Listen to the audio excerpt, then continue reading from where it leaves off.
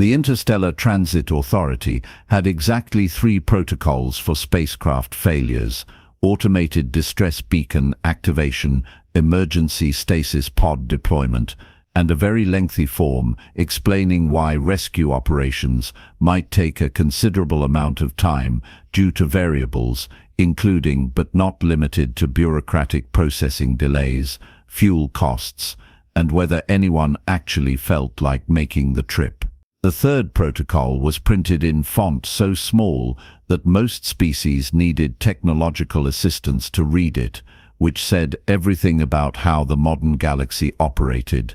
Technology had made the universe remarkably safe and simultaneously made every species in it remarkably helpless. The Zeltharans couldn't navigate without their quantum GPS systems. The Mordavians would starve if their food synthesizers broke down.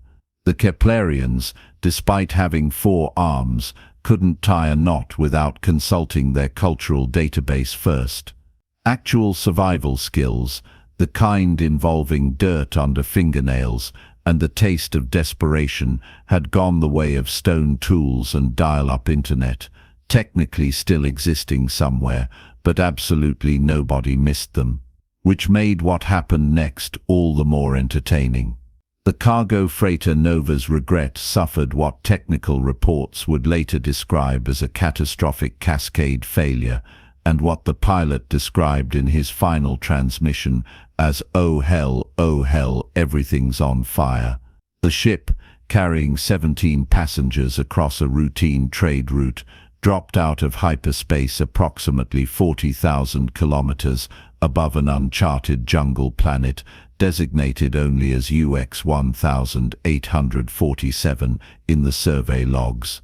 16 passengers made it to the emergency pods. The 17th was in the cargo bay checking on his equipment when the floor turned into the ceiling, and then everything turned into fire and screaming metal.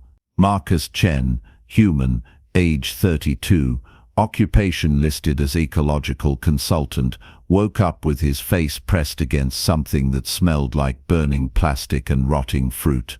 His head felt like someone had used it for percussion practice. His arms worked, his legs worked. Nothing seemed to be actively bleeding, which put him ahead of the ship's structural integrity by a considerable margin. The cargo bay, or what remained of it, had carved an impressive scar through the jungle canopy before coming to rest at a jaunty 45-degree angle against a cliff face. Twisted metal jutted out at angles that would make a modern artist weep with envy. The emergency beacon blinked a cheerful red, which meant someone, somewhere, knew he was having a very bad day. His personal communicator was a chunk of melted plastic. The food synthesizer had synthesized itself into rubble. The environmental suit locker had experienced an unscheduled disassembly. Marcus stood in the wreckage and conducted a mental inventory. 1 human, mostly intact. 1 ship, mostly not. Clothes on his back, boots on his feet, and a multi-tool that had somehow survived in his pocket. The cargo hold had been carrying surveying equipment, most of which now decorated the jungle floor in pieces too small to be useful. The planet's atmosphere was breathable, according to his lungs, which were currently breathing it without complaint. Temperature was tropical. Humidity was offensive. The rescue beacon's display cheerfully informed him that help would arrive in approximately 94 days, pending administrative review. Fantastic, Marcus said to nobody in particular, because nobody in particular was there to hear it. Just fantastic. 300 kilometers overhead, the Zeltharan research vessel Contemplation of Inevitable Entropy detected the crash site approximately 6 hours after impact. The Zeltharans were a cautious species, grey-skinned and triple-jointed, who approached every new discovery with the enthusiasm of someone expecting it to explode. Their research director, whose name translated roughly to "he who questions everything twice," observed the crash site through their scanner arrays with what passed for concern among his people. "We have a survivor," his assistant announced, manipulating holographic displays with hands that bent in directions evolution had never intended. "Single life sign. The signature identifies as human." "Human," the director repeated, accessing their cultural database. "Ah, the chaos species. The ones who looked at a death world and decided to stay. The same. Should we attempt contact?" The director considered this. Their ship was a research vessel, not equipped for rescue operations. The humans' distress beacon was active, which meant official rescue was already in progress. Interfering would create paperwork. The Zeltharans had a profound hatred of paperwork. "We observe," he decided. "Document the survival attempt, for science." Nobody mentioned that the human would almost certainly die within days. That part went without saying. The planet below was unclassified, which meant unpredictable flora, unknown fauna, and zero infrastructure. Modern species survived through technology, and the human had none. It was simple mathematics. Tragic, certainly, but simple. Marcus spent the first day being angry at the universe, which was fair, and the second day accepting that the universe didn't care, which was practical. By the third day, he'd moved on to what his grandfather called getting your hands dirty and your head straight. The old man had dragged Marcus camping every summer, teaching him skills that seemed utterly useless in an age of climate-controlled habitats and instant food delivery. Marcus had complained constantly. He wished he could apologize for the complaining. Water came first. The basic rule of survival: 3 minutes without air, 3 days without water, 3 weeks without food. The air was handling itself. Water required work. He followed the sound of running liquid to a stream cutting through the jungle about 200 meters from the crash site. The water looked clear, which meant nothing. Clear water could kill you just as dead as murky water. He needed to boil it, which meant he needed fire, which meant he needed to remember everything his grandfather taught him while he was busy being a moody teenager who just wanted to play video games. Aboard the Contemplation, the observers watched the human kneel beside the stream and begin collecting water in pieces of hull plating. Primitive water collection, the assistant noted, updating their log. Direct environmental exposure. Probability of bacterial infection, 87%. "He's not drinking it yet," the director observed. Curious. Marcus built his shelter using a combination of wreckage and jungle materials. The hull section that had been the cargo bay's rear wall became a lean-to when propped against a cluster of thick trees. He reinforced it with branches, sealed gaps with broad leaves that grew in convenient sheets, and created a raised floor using more debris to keep himself off the damp ground. It wasn't pretty. It looked like a scrap heap had a baby with a tree. But it blocked the rain that fell every afternoon like clockwork, and it gave him a space that felt less like dying and more like living. Structure fabrication without tools, the Zeltharan assistant logged, crude but functional. Thermal retention estimated at 43%. For a species without environmental suits that might be sufficient, the director mused. Continue observations. Fire proved to be less cooperative than water or shelter. Marcus knew the theory. Friction generates heat. Heat creates ember. Ember plus tinder equals fire. The practice involved a lot of swearing. He tried the bow drill method, crafting a spindle from a straight branch and a bow from flexible wood and vine. The friction created smoke, which was encouraging. Then it created blisters, which was less encouraging. Then finally, after what felt like hours of sustained effort that probably gave him new muscles in his forearms, it created a tiny glowing ember that he transferred to a nest of dry grass and bark. He blew on it gently, coaxing the ember to flame like persuading a reluctant cat to come inside. The grass caught, the bark caught. Smoke rose, and then actual, honest, beautiful fire. Marcus laughed. It was a slightly unhinged laugh, the kind that comes from being alone on an alien planet and successfully creating fire like a primitive human who didn't know better. He fed the fire carefully, building it up in a ring of stones he'd arranged. The heat pushed back the jungle humidity. The light pushed back the darkness. Fire meant safety. Fire meant cooked food and purified water, and the psychological comfort of humanity's oldest tool. Overhead, the Zeltharan research team sat in stunned silence. Did he just, the assistant began, then stopped. Did he create combustion without technology? Replay the footage, the director commanded. They watched again. The human using nothing but wood and determination, creating fire through manual friction. It shouldn't have been possible. Modern species used plasma igniters or molecular excitation fields. Manual fire creation was something from primitive history, from species who didn't know better. This is, the director paused, searching for words. Remarkable.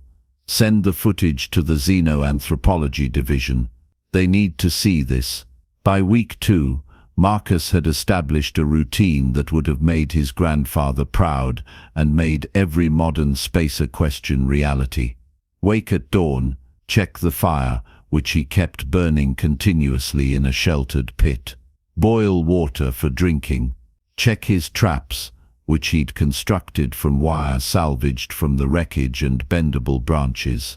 The local wildlife looked like a genetic experiment between rodents and birds, furry things with beaks that tasted like chicken if chicken was more adventurous. He'd tested the meat carefully, eating small amounts and waiting for adverse reactions. Nothing tried to kill him internally, so he added it to the menu. Plant life required more caution. Marcus used the universal edibility test his grandfather taught him. Touch it to your skin, wait. Touch it to your lips, wait. Eat a tiny piece, wait. Gradually increase consumption while paying attention to any signs of poisoning. He found several varieties of fruit that passed the test, plus tubers that roasted well in his fire. The jungle wanted to feed him, it just wanted him to work for it. The Zeltharan observation log had grown considerably. Other research vessels had arrived, drawn by reports of the human who refused to die on schedule. The footage of the fire creation had circulated through scientific channels, generating what could only be described as academic chaos. A human creating fire manually was one thing, a human thriving without technology was another entirely. Day 15, the director narrated for the record. The human has established a base camp with multiple functional areas: food preparation, water purification, tool manufacturing, and waste disposal systems, all created without technological assistance. He appears to be improving the site daily. This shouldn't be possible. A Mordavian observer transmitted from their ship. Our species would be dead 3 times over by now. Perhaps that's the point, the director replied. Marcus wasn't thinking about galactic implications, he was thinking about pottery. The clay deposits near the stream were too perfect to ignore. He needed containers that didn't leak, vessels that could withstand heat. Pottery was humanity's ancient solution, and what worked on Earth might work on UX 1847. He dug clay, mixed it with water, shaped it with his hands into basic bowls and pots. The coil method, his grandfather called it, building up walls in spirals. Let them dry in the sun, then fire them in his campfire's heart, gradually increasing temperature to prevent cracking. The first batch exploded. The second batch cracked. The third batch emerged as functional, if ugly, containers that held water without leaking and could withstand being placed near fire without shattering. Marcus felt unreasonably proud of his lumpy pottery. It represented the jump from survival to civilization, from merely not dying to actually living with intention. Is he advancing technologically? The Keplerian observer asked, watching footage of the pottery creation with forearms crossed in consternation. He's creating sustainable infrastructure. The director corrected. Without digital fabricators, without molecular assembly, using only manual manipulation of environmental materials. Terrifying. Impressive. Can't it be both? By month 1, Marcus's crash site had transformed into something that resembled a homestead more than an emergency shelter. The main structure had expanded with a covered area for his fire and cooking. He'd built a smoking rack from green wood, preserving meat for days when hunting was poor. His water collection system now included rain catchment using hull plating angled into his pottery vessels. He'd crafted better tools, an axe head from salvaged metal, lashed to a sturdy handle, knives of various sizes for different tasks, a spear for fishing in the stream. The garden was his proudest achievement. He'd identified edible plants and carefully transplanted them near his shelter, creating a small cultivated area. The seeds from fruits he'd eaten got planted in rows. Some died. Some thrived. The ones that thrived got more attention, more water, better soil. It was agriculture in its most basic form, humanity's first great advancement being replicated on an alien world by one stubborn survivor who refused to wait patiently for rescue. The galactic scientific community had discovered Marcus's survival attempt through unofficial channels, and the response was unprecedented. Research vessels from a dozen species now observed from orbit, their presence carefully coordinated to avoid suspicion from the human below. The footage had become a sensation among xenoanthropologists, survival specialists, and evolutionary theorists. Universities were offering courses, debates raged across academic networks. The human survival paradox, one prominent paper titled itself, Technological Dependence versus Biological Adaptability. Is the human operating on instinct or learned behavior? Scientists argued in conferences, does his species possess genetic memory of pre-technological survival? Should we be concerned about humans generally? Marcus remained blissfully unaware of his newfound fame. He was too busy figuring out metallurgy. The crash site contained various metals in its wreckage. Some he could identify. Some were alloys beyond his knowledge. But copper was copper, and iron was iron, and if he could get his fire hot enough, he might be able to work them. He built a crude forge using clay and stones, creating an enclosed fire that directed heat upward. Bellows made from salvaged flexible materials pushed air into the flames, increasing temperature. His first attempt at casting metal resulted in a puddle of resolidified slag that looked like a modern art sculpture. His second attempt produced a blade that broke when he tested it.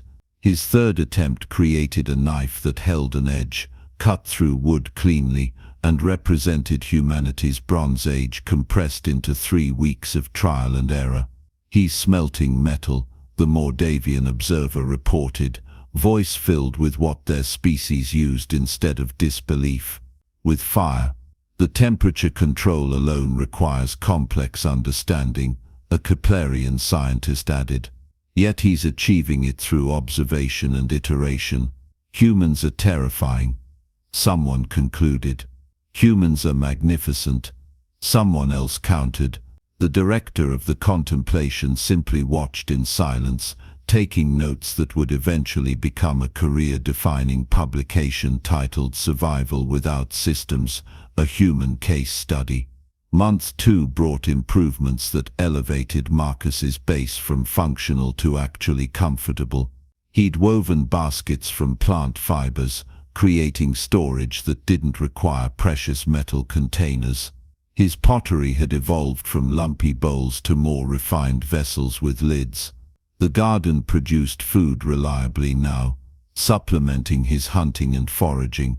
He'd even created a crude calendar, carving notches into a piece of wood to track days and scratching observations about plant growth cycles and animal migration patterns. The shelter had expanded into multiple structures, a workshop area where he crafted tools and repaired equipment, a storage building for food, raised off the ground and sealed against the local wildlife. The main living space now had a proper roof, walls that blocked wind, and a door made from woven branches that actually swung on hinges. It wasn't exactly a luxury habitat, but it beat dying in the wreckage. Marcus had even added aesthetic touches, which surprised him. Humans needed more than survival. They needed beauty.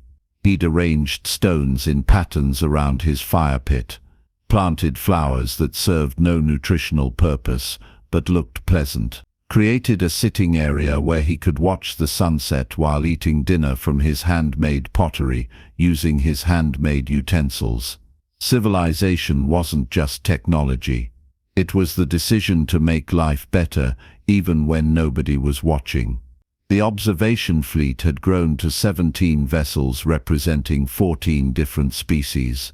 The humans' survival had become galactic entertainment, educational programming, and philosophical debate, all compressed into one ongoing real-time demonstration. Universities broadcast the footage in survival courses.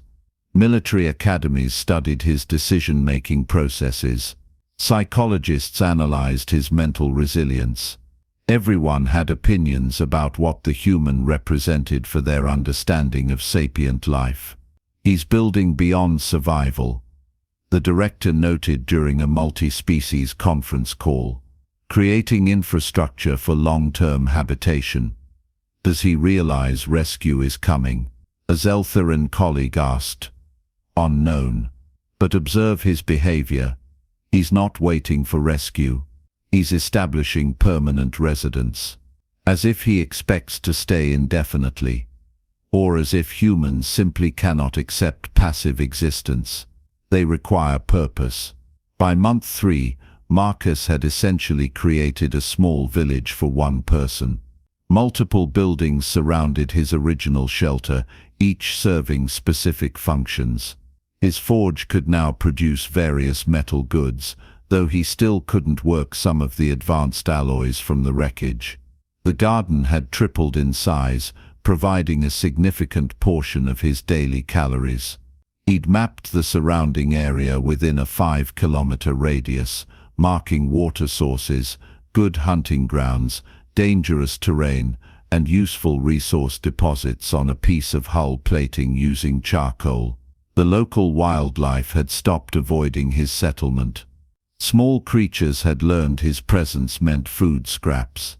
He'd even begun domesticating some of the beaked rodent things, keeping them in a pen he'd constructed, seeing if they'd breed in captivity. Humans had turned wolves into dogs. Maybe he could turn these things into something equally useful. Why not? He had time. Marcus sat by his fire on day 89, eating roasted tubers and smoked meat from his pottery bowl, and realized he was content. Not happy about being stranded, not thrilled about the circumstances, but content with what he'd built. He'd turned nothing into something, survival into stability, a crash site into a home.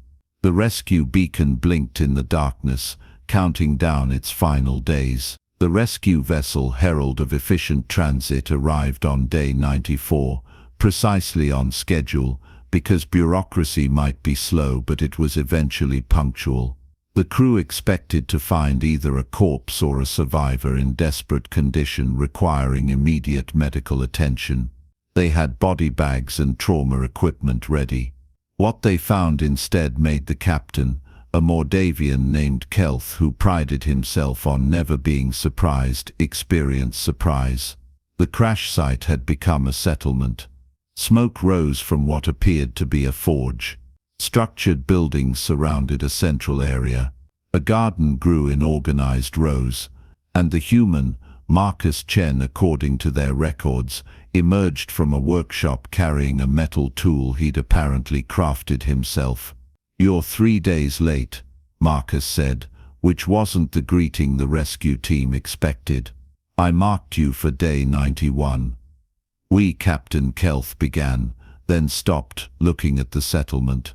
"We experienced a processing delay." "Are you injured?" "Was injured. Healed. Do I need to pack, or can you transport the whole setup?" The rescue team stared. They'd brought emergency rations. Marcus had a garden. They'd brought water purification tablets. Marcus had a functional water collection and boiling system. They'd brought survival blankets. Marcus had a house. "Sir, we need to conduct a medical evaluation," the team medic said weakly. "Sure, want some food? I've got stew cooking." The footage of the rescue, broadcast across scientific channels, became instantly historic. The human offering homemade food to his rescuers while casually showing them around a base he'd built from scratch. The rescue team's expressions of dawning comprehension as they realized what they were seeing. Marcus complaining that he'd just gotten the forge working properly, and now he had to leave all his tools behind. "Can I at least take my pottery?" he asked seriously. They let him take his pottery. The aftermath rippled through galactic society, like a stone thrown into a still pond. If the pond was actually an ocean, and the stone was actually a meteor. The Zeltheran director's publication became the most cited xenoanthropological paper in modern history.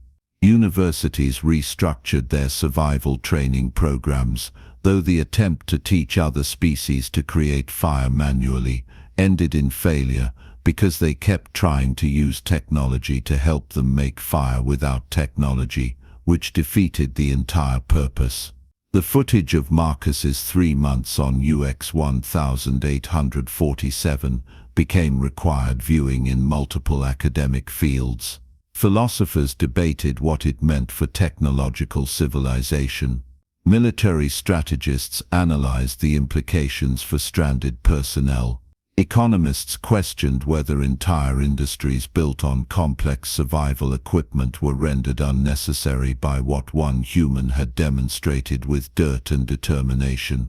Marcus himself became a reluctant celebrity, which he handled by refusing most interviews and returning to his job as an ecological consultant. He did give one interview to a Zeltheran journalist mainly because they asked politely, and promised to donate the proceeds to youth camping programs on human worlds. "What was the hardest part?" the journalist asked. "The loneliness," Marcus answered honestly. "Everything else was just problems to solve. But having nobody to talk to except yourself gets old fast." "What surprised you most about the experience?" "That I remembered enough to make it work. My grandfather would have laughed. I complained every time he dragged me camping. Turns out he was teaching me how to not die on an alien planet." Practical skills, Grandpa called them. "Do you think other species could learn these skills?" Marcus considered this carefully. "Maybe, but they'd have to accept failing first. You can't learn to make fire without burning yourself a few times. You can't learn to build without having shelters collapse. Modern technology skips all the failure, which means it skips all the learning. That's efficient until the technology breaks." The interview ended with a question that would become famous. "Do you think technological dependence has made civilization weaker?" Marcus smiled. "I think technology has made civilization possible, but humans never forgot that before the technology, we were still human.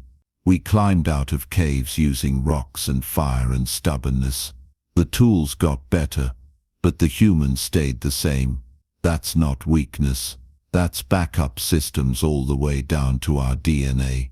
The galaxy didn't know what to do with that answer, So it did what the galaxy always did with confusing human concepts, filed it away for future consideration, added several amendments, and created a committee to study it further. The committee was still meeting 3 years later, having expanded to include 17 subcommittees and enough paperwork to physically crush a small spacecraft. But on remote worlds where survey teams operated, new emergency protocols appeared: manual fire starting kits, just in case; guides to identifying safe water sources without sensors; basic shelter construction techniques for various environments.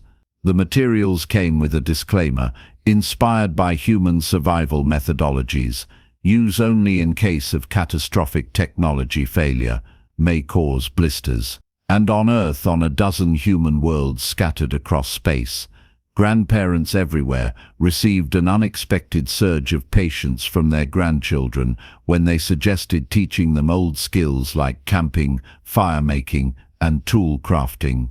Because maybe, just maybe, the universe was bigger and more unpredictable than climate-controlled habitats suggested.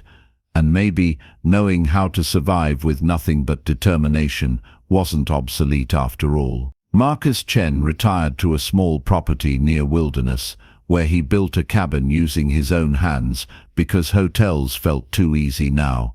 He kept his pottery from UX 1847 on a shelf, lumpy bowls that represented humanity's stubborn refusal to die quietly. Sometimes researchers visited, asking questions about his thought process, his decision tree, his psychological state during the ordeal. He always told them the same thing: I just did what needed doing. Humans are good at that, and somewhere in the galactic archives, filed under human survival paradox, cross-referenced with technological dependence and species resilience, the complete footage of those 3 months sat waiting for the next species to question whether civilization had made them soft. The answer, preserved in thousands of hours of one human turning nothing into something, was both reassuring and terrifying. Humans didn't need backup plans. Humans were the backup plan, honed across millions of years of evolution that said try again every time death seemed certain. The galaxy had worried that its advanced species had forgotten how to survive without their ships and synthesizers and quantum computers. Watching Marcus Chen build a forge on an alien world using rocks and determination, they realized something both magnificent and slightly disturbing. Humans had never forgotten. They'd just been waiting politely for their technology to break, so they could show everyone what waiting in the caves had taught them. The tools were nice, the ships were convenient, the synthesizers made life comfortable. But strip all that away, leave a human with nothing but dirt and time, and they'd build it all back from scratch while complaining about the weather. That wasn't adaptation, that was backup systems all the way down to the species level. And the galaxy, having witnessed it firsthand, decided that maybe humans weren't chaos after all. Maybe humans were just what happened when a death world created a species too stubborn to accept that dying was a reasonable response to difficult circumstances. The Zelthiran director summarized it best in his publication's conclusion: the human did not survive because he was lucky. He survived because extinction stopped being an option for his species approximately 2 million years ago, and they've been proving it ever since. Marcus would have laughed at that. He'd just been camping. But then, humans had been camping since caves were prime real estate, and they'd turned that into starships eventually. Give them nothing, and they'd make something. That wasn't special. That was just being human, stubborn all the way down to the DNA too, ornery to die quietly when the universe politely suggested it. The galaxy learned that lesson well, and every time someone's ship broke down in deep space, every time technology failed at precisely the wrong moment, someone somewhere remembered the human who built a civilization from wreckage and determination. It became a saying: passed between species who still couldn't make fire manually but understood the concept. When all systems fail, hope you packed a human. Marcus would have hated being reduced to a saying, but he'd have appreciated the practical wisdom behind it.